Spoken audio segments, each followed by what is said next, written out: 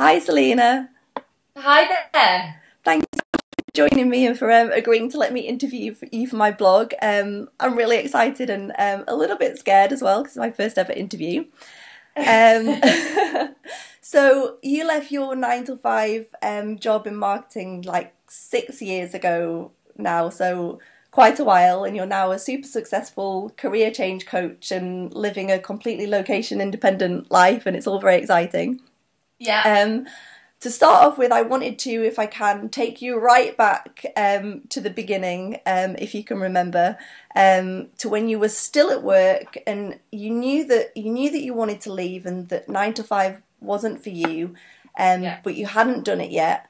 And I wanted to see if you could sort of describe, for me and for all the people watching, all of the feelings that you had at that time and that sort of internal battle where like half of you is like, yeah, brilliant, Selena, I'm going to do all of this and it's going to be great, and the other half that's like, what are you thinking? I'm a complete idiot. Do you remember all those feelings? And Yeah, I do. I remember them so well, actually, just taking me back. It was, do you know what? There was actually less of, nowadays, I'll have ideas and I'll be like, oh my God, yes, I want to do it. And I'll kind of get excited. I now know myself. I know that I can make things happen. I'm far more confident in my capabilities. And I know if I say I'm going to do something, I'm going to do it. But back in those days, that I hadn't done all this exploring and experimenting, and I hadn't built that confidence yet. So it wasn't even so much of an excitement about, oh, I know what I want to do, and I went running off into an adventure. It was more actually um, that I was being pushed. They talk about a push and a pull. You're pulled by this dream, or you're pushed by circumstance or fear, whatever it is. And it was more the fact that, having really struggled through school, I got yeah, great grades, but I was really miserable at school. I felt incredibly trapped, incredibly frustrated, incredibly bored. I'd always thought as soon as I got into the world of work, everything would change. yeah, And into it, and I was like, wow, thanks guys for never telling me that this was going to be just like school. I was like, that I'm having to obey authority that I don't really. I think you're kind of just blagging it anyway. I'm having to turn up for certain times. I can't follow. I'm having to follow instructions, to obey orders. I was just like, this is crap. I was like, are you serious? And I saw the next 40 years or so ahead of me, potentially working like this in an office, a 9 to 5 with a boss, and I was like, no way, forget it. yeah, I was just like, it was more that, like, my whole body reacted to it. I was like, yeah, I can't do this. And not only that, I was really led to believe that I had this idea that, you'd have all this freedom and this autonomy, and you'd be your own person, and it would be incredibly creative and exciting. You'd be respected. I wasn't expecting, particularly as a woman, the sexism that was yeah, in the workplace, and inequality, whether to do with race or sexuality or gender and all that sort of thing. And I was just like, this is I'm not signing up to this. There's no way I'm going to do it. And I had no idea what I wanted to do, but I had read the odd article occasionally, or seen the odd book that suggested there were other people doing things differently, and who were doing what they loved and making a career off the beaten path. So I had no idea what I was going to do, but I was absolutely determined. Luckily, because I was born with a very stubborn spirit, um, and a very rebellious nature, it turned out. I just decided I was going to go and find those people that were doing it a different way, and I would learn from them. And then when I figured out how it could be done and done it for myself, I would come back and I would show anyone who wanted to know how it was done. And I made that. I remember saying it to someone when I was working with him in an office, and I was just like the Pied Piper, I'm going to come back and lead everyone to work. And that's what I did. I yeah, mean, I had absolutely no idea. And I was definitely more scared than I was excited. The excitement was more a kind of riding on the seat of my pants excitement, yeah, unlike when it's a kind of bolder, more confident, more grounded excitement. yeah. So did you find it sort of in those weeks and months after you left, did you find it easy to sort of kind of stay motivated and excited about everything that you were doing, or were there times when you sort of felt the fear coming in and you were like, shit, what am I doing? Like, how did you manage to put that aside, the fear aside, long enough to sort of go in the direction that you wanted to go in? I was all over the shop. I mean, I was just like, and this is the thing that people, it's a really big deal to step out of the path that you have always been led to believe is the way. Yeah. You know, it's the only way, really. And as soon as you step away from the path and step out of conforming to that path, and you're kind of almost leaving the flock, it's really, it is terrifying. Mm-hmm. And because we have been given messages all our life, whether subtly or whether directly, that you must do kind of as you're told, and this is the way to do it. And success looks a certain way, and being a successful woman or a successful man looks a certain way, and a successful life looks a certain way. So as soon as you're doing things which suggest that you're trying something else, everyone's like, what are you doing? Like, I don't really know. And so, now I forget what your question was. Oh, the fears and stuff. Do you know what? What I had to do was quit my job, and I needed to make a certain amount of money, and I set myself a challenge. Right, I have to make money. I couldn't just sit around and mope. I had to go out and make money. But I set myself the challenge. I was going to try out as many different ways as possible of making money, having fun.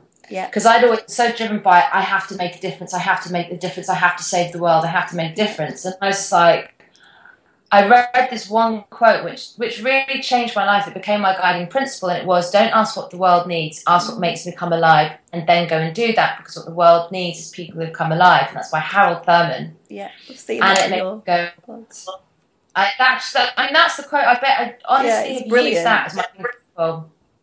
And so that's what I decided to go by. What I have found, because I've been through a lot of different changes in life and taken a lot of paths off the beaten track, and the fear does always come up. It doesn't really go away. Even my recent move to Canada, same old stuff came up. But what I now know is when that fear comes up, I just let it be there for a couple of days. And it's always like a storm, it passes. Yeah. And let yourself really lean into it, fall apart, think you're going crazy, call your friend on the phone in tears, you know, just really go for it. It will pass. Once it does, and do listen to the fears that are coming up and address them, and, you know, start to speak to yourself as, be that supporter of yourself. And I think also, just make sure you surround yourself and you choose a few people that really are supportive and want the best for you, and the best for you being that you are true to yourself. Because actually, friends and family, interestingly, aren't always the most supportive, because they want to see you safe, they want to see you secure, and they don't want to change because they're worried about losing you, or they're worried about you rocking the boat. Yeah. So you've kind of got to be careful about the supporters you have around you. It won't always be your closest friends or family. That's definitely something that I found quite difficult, like in the last few months, you know, because you want certain people to understand what you're doing and be there for you, but those people can't always give you that, so you have to make that decision to right, I'm going to sort of put them aside in this bit of my life, and I'm going to spend some time with some other people. So, but about the fear thing, I guess that's true. Like, the fear, it's never as bad as you imagine. Like, I literally thought when I quit my job, there was part of me that actually thought the world was going to end, like, the day that I quit my job. Like, something awful was just going to happen. And 3 months on, I'm still here and everything's fine. And one of the things that I did was I did a little bit of travelling after I left, because I knew that it would give me a bit of perspective. And one of the things that I really found, and that's been so useful, is meeting all of these people who, they're just living in different ways. And I think, being in London, you just think that there's one way to live, and I think that work is getting up at 6 and you go to work and you're in the office and then you come home at 5:30, and that's it, and that's your life. And it was just so refreshing to see that you can earn at 6. Why? Yeah, I did actually get up at 6. I don't know, there's something wrong with me. But to see that people are earning money in different ways, and that actually exists. And how do you think that, like, we as a nation have ended up so kind of terrified or linear in our way of thinking of what it is to work and how we can earn money. Like, why do we think there's just this one way and this one path? I don't think it's just us as a nation. I think it's modern society. You find it in probably most countries across the world, and particularly within cities. Yeah. Because once you step out of cities, you do find that there are a lot more people living in different ways. And actually within cities, you also have people living in different ways. But for me, it's absolutely to do with education, the education we were brought up in, but also sort of mass, popular media also gives us the same message. But it's very much education. It's fascinating. There's so much going on about this at the moment. But the education system that we have, say, using the UK as an example, grew out of the Industrial Revolution. So it's training people for factory work. And if you think about school, you're basically taught how to obey rules, follow instructions, and be a good little worker, and to get results. It's all targets, it's all results, it's all grades.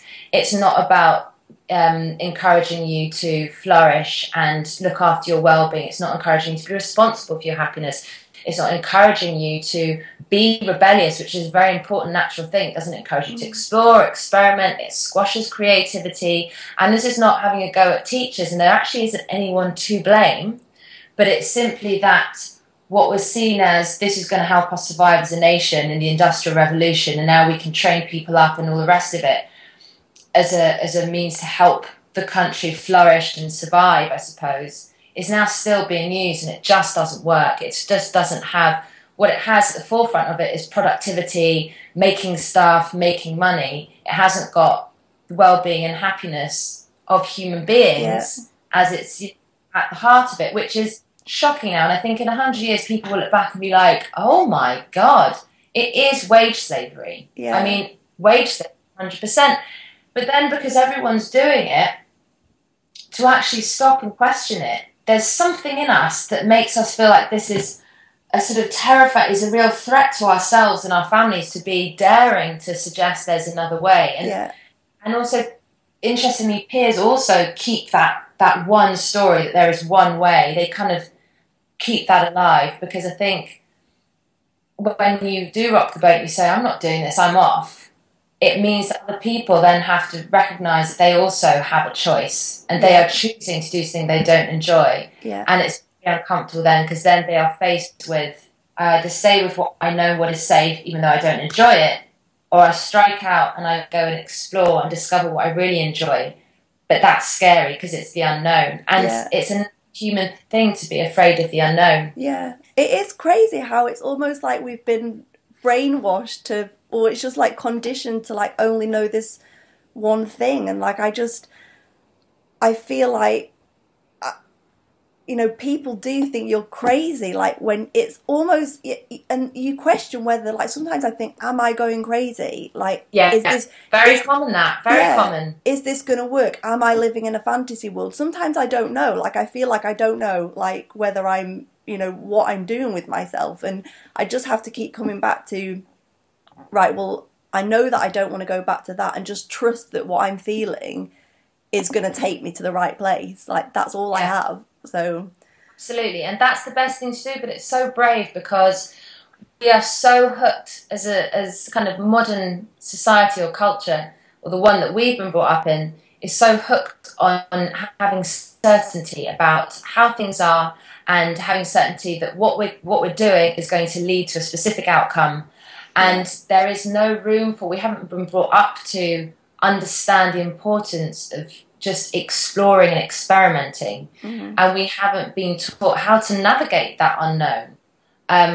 It is scary, but it's also that unknown is full of possibility. That's like the bed of creativity, and that's why it is so important to surround yourself. You were saying about traveling, meeting different people who are living in a different way. To surround yourself by people who are living in a different way, because they can then say, oh yeah, that's really scary. Yeah, absolutely. Oh, you think you're going crazy? Yeah, everyone has.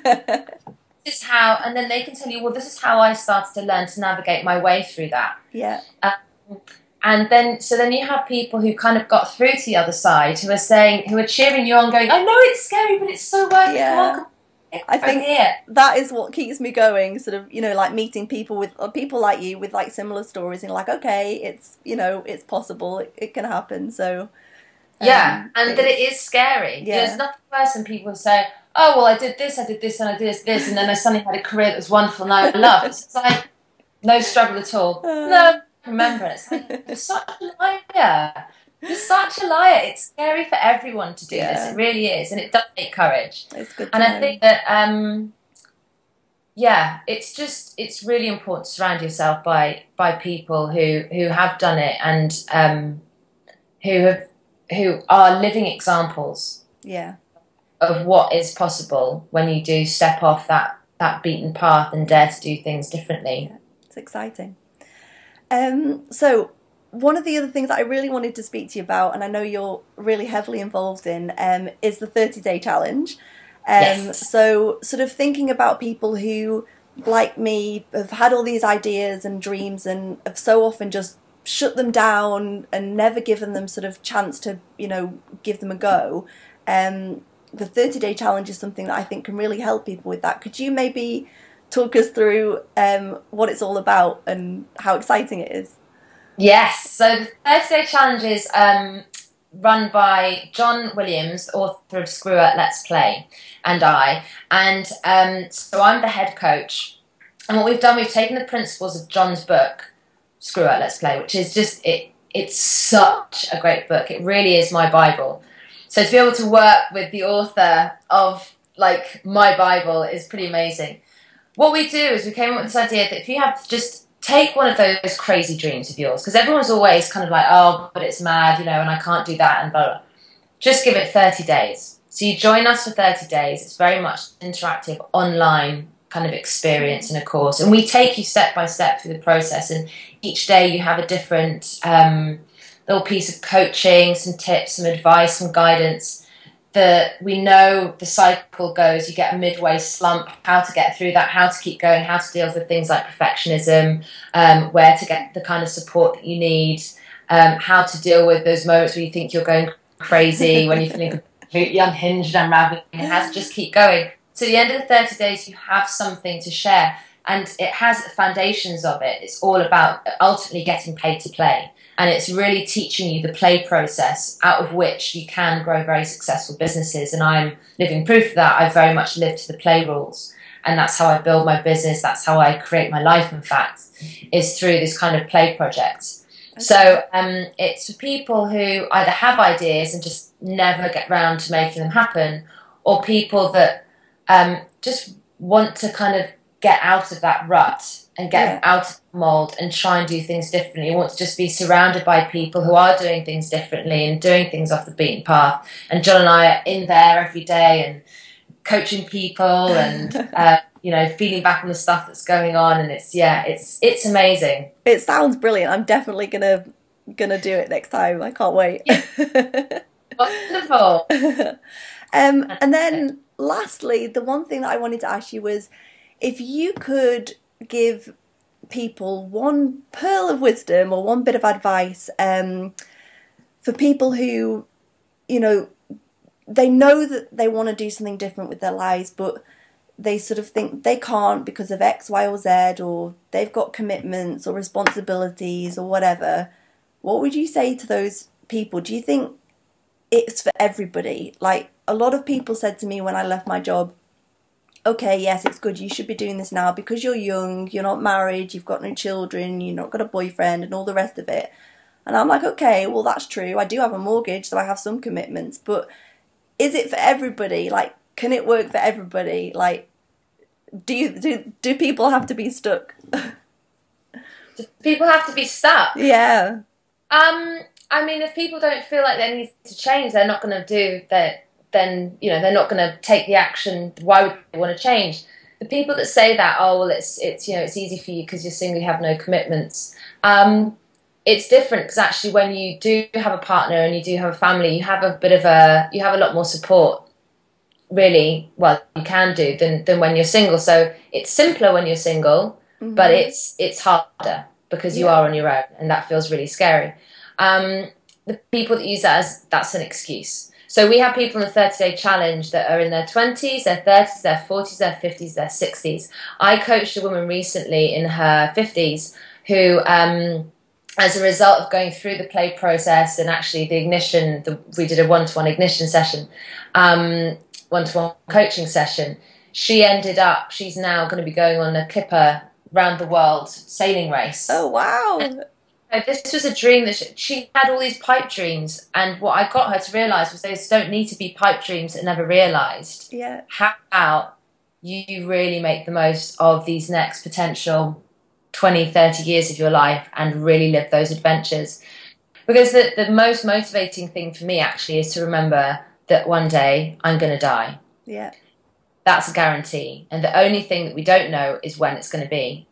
So if I potentially have, like, say, 50 years left, I'm going to make the most of those. Like, why wouldn't you? Why, if today you're not doing stuff that you love, why not? You have a choice. It's crazy, isn't it? It's so crazy.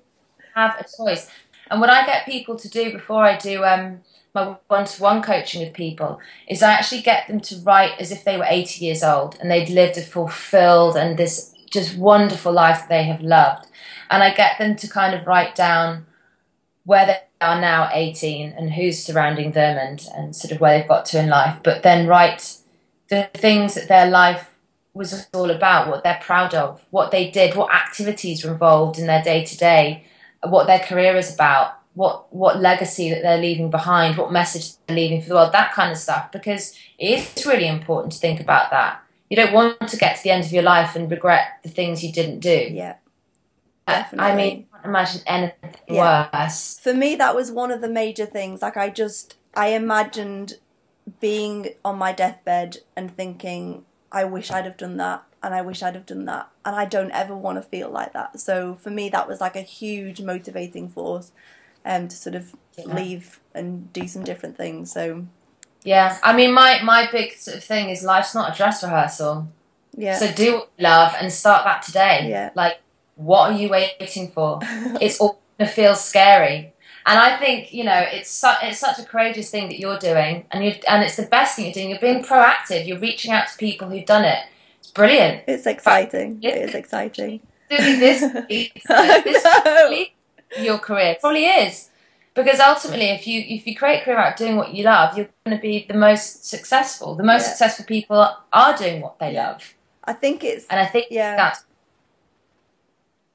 No, I was just going to say, I think that's what most people don't realise, actually, that they try and mimic the people that are successful, but all they need to be doing is going and doing what they love to do, because that's what successful people are doing. Yeah, and it's just like, school let us down, but we can reteach ourselves. There's hope. There's chance.